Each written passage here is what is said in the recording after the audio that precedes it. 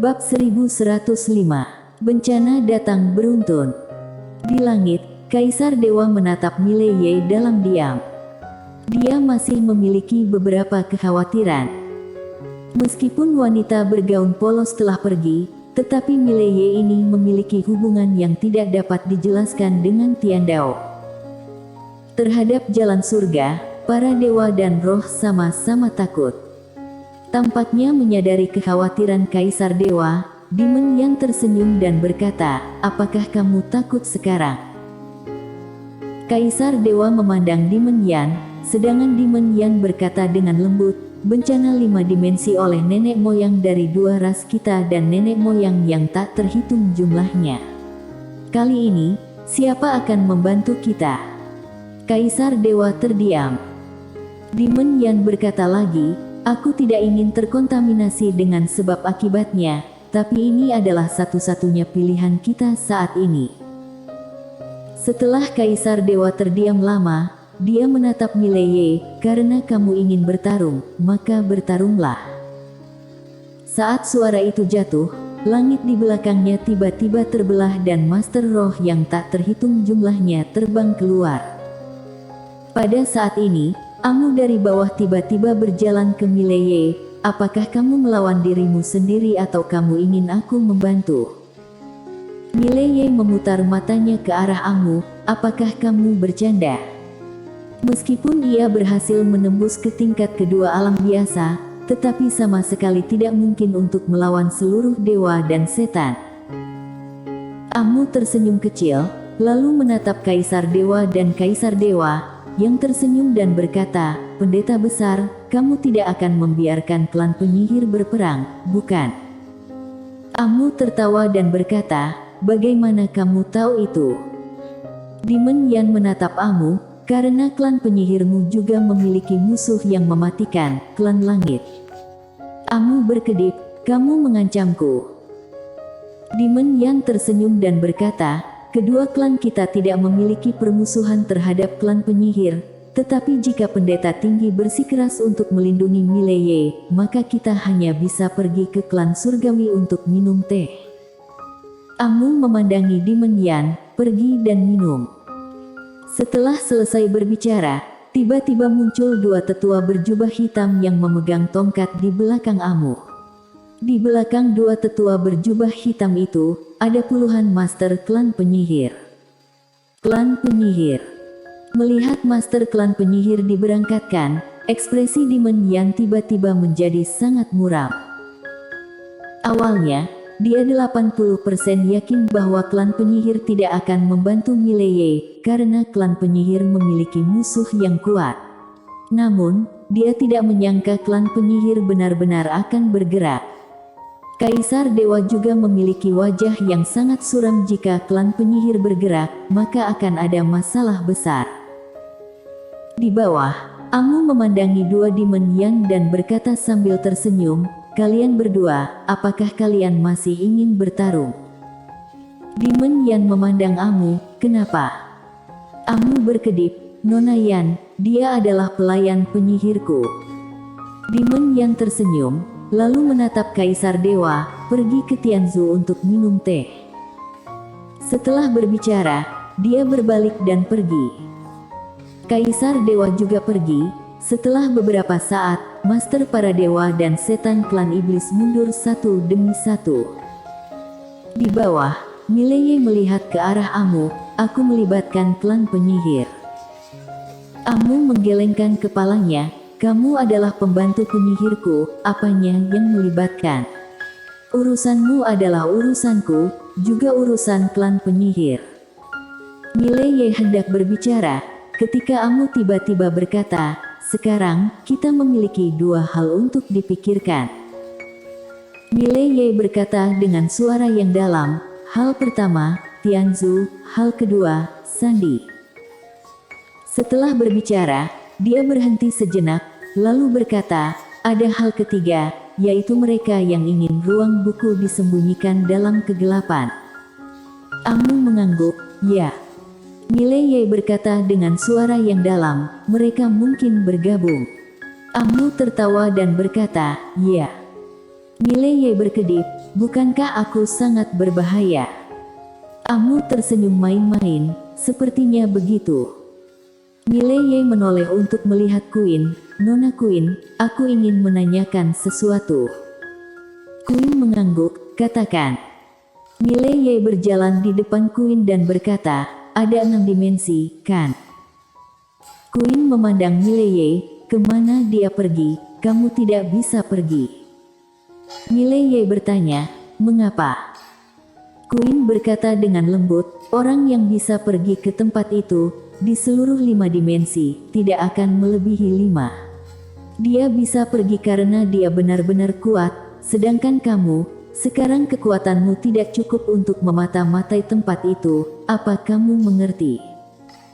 Mileye berkata dengan suara yang dalam, apakah aku tidak cukup kuat? Queen memandang Mileye, apakah menurutmu kamu cukup kuat?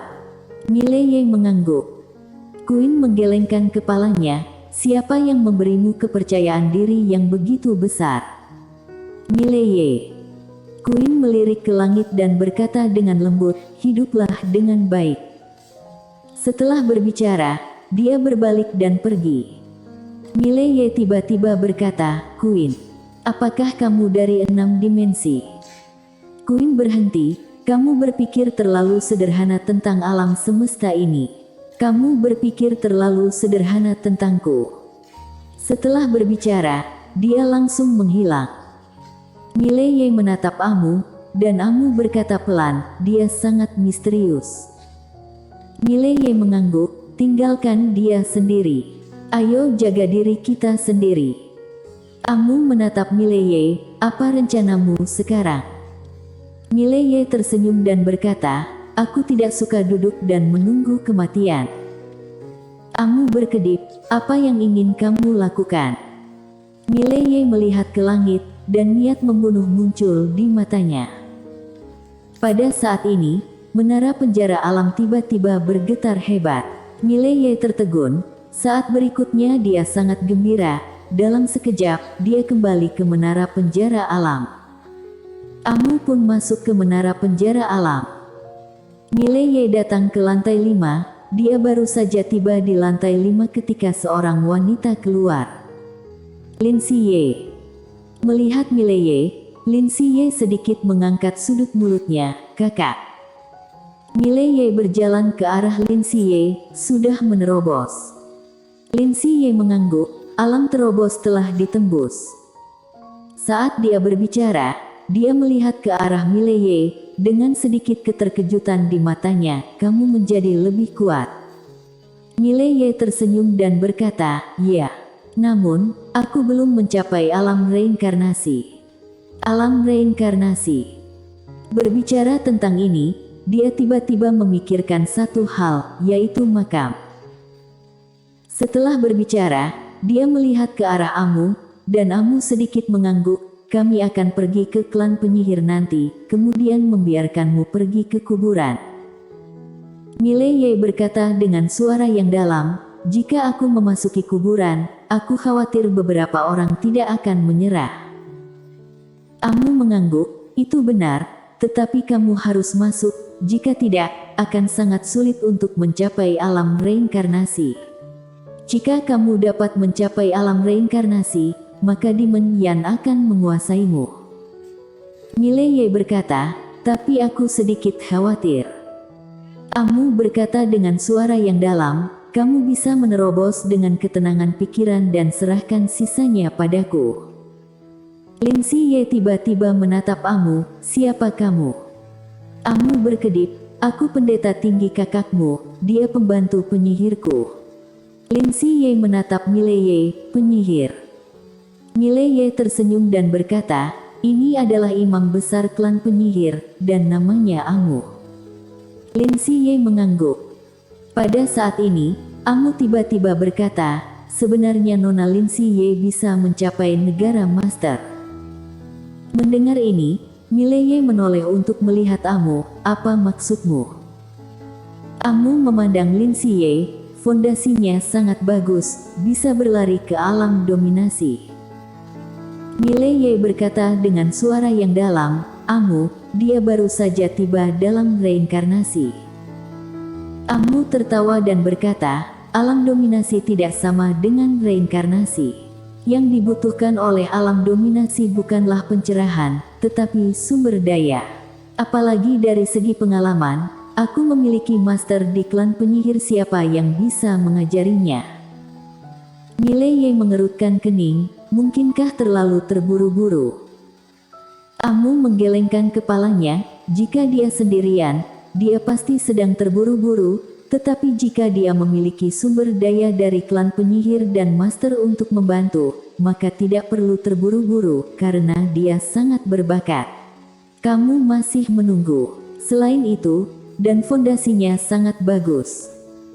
Saat dia berbicara, dia berhenti, kemudian berkata, spiritualitas energi di zaman ini tidak ada bandingannya dengan kita. Jauh lebih sulit bagi orang-orang di zaman ini untuk berkultivasi daripada kita, tetapi juga karena ini fondasi orang-orang di sini jauh lebih baik daripada era kita. Dapat dikatakan bahwa ada banyak bibit bagus di era ini, tetapi kekurangannya adalah sumber daya dan peluang. Mileye memandang Lin Siye, ayo pergi ke klan penyihir. Lin Siye melirik Amu, alam asli tidak apa-apa. Amu mengangguk, ya. Setelah hening sejenak, Lin Siye berkata, oke. Amu berkata dengan suara berat, belum terlambat, sekarang kamu ikut aku ke klan penyihir. Mileye mengangguk. Dengan cara ini, Amu meninggalkan sekte abjad kuno bersama saudara-saudara Mileye, dan kemudian datang ke klan penyihir. Setelah memasuki klan penyihir, Amu tiba-tiba berkata, biarkan Paman Jiang datang kepadaku. Setelah beberapa saat, Paman Jiang mendatangi Amu. Amu menatap Paman Jiang, beritahu 12 penyihir hebat dan 36 jenderal dewa penyihir, biarkan mereka semua datang ke kota penyihir.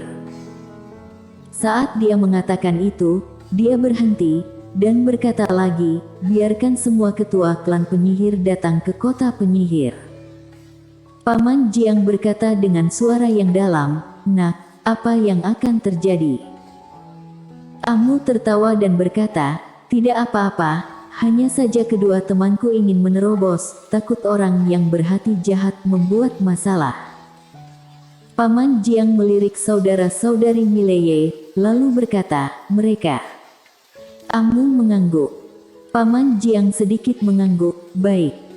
Setelah berbicara, dia berbalik dan pergi. Amu menoleh untuk melihat Mileye, ikuti aku.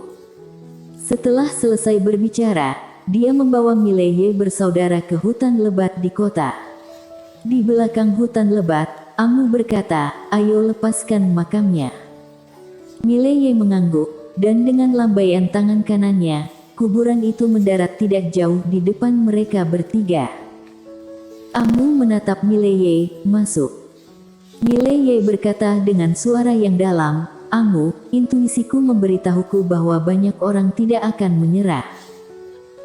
Amu tertawa, aku tidak bisa menjamin apapun, tapi aku akan melakukan yang terbaik untuk melindungimu. Mileye memandang Amu, setelah sekian lama, dia memandang Lin Siye. Lin Siye tersenyum dan berkata, aku akan menunggumu keluar. Mileye mengangguk, lalu berbalik dan berjalan ke makam. Kali ini bukan saatnya untuk menjadi sensasional. Yang bisa dia lakukan hanyalah keluar dari situ dengan cepat. Karena dia tahu bahwa orang-orang dalam kegelapan itu pasti tidak akan melepaskan kesempatan bagus ini untuk melawannya. Amu tiba-tiba menatap Lin Siye, kamu juga bisa pergi ke terobosan sekarang. Aku akan mengatur agar kamu memasuki aula leluhur klan penyihir dan membiarkan arwah leluhur klan penyihir membantumu dan membiarkanmu mencapai kondisi dominasi. Lin Siye menatap Amu, mengapa kamu membantu kami seperti ini? Amu tertawa dan berkata, karena dia pembantu penyihirku. Lin Siye menatap Amu dan tidak berbicara. Amu tersenyum sedikit, kakakmu sangat mempercayaiku. Lin Siye mengangguk, Kalau begitu aku juga percaya padamu. Saat dia mengatakan itu, dia melihat ke arah kuburan. Aku akan menunggu kakakku keluar duluan. Amu sedikit mengangguk, dia akan berbicara, tapi pada saat ini, dia tiba-tiba mengerutkan kening, lalu menoleh untuk melihat. Lin Siye bertanya, "Apa?" Amu berkata dengan lembut, "Aku khawatir bencana akan datang beruntun." Di kuburan yang jauh, sebuah makam tiba-tiba menjadi longgar. Segera, sebuah peti mati melayang keluar. Di peti mati, ada banyak abjad kuno. Setelah beberapa saat, abjad kuno putih itu menghilang. Sebuah wanita perlahan melayang keluar dari peti mati. Dan hampir pada saat yang sama, semua master dari seluruh klan surgawi bergegas menuju sisi ini seperti orang gila. Bersambung.